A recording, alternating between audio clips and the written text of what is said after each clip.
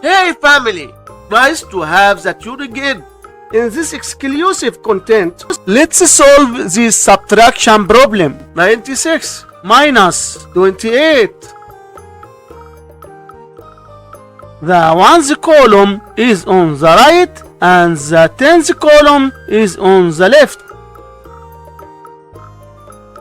We start solving the subtraction problem by subtracting the numbers in the ones column. 6 minus 8. But I can't do it because 6 is smaller than 8. So we must borrow.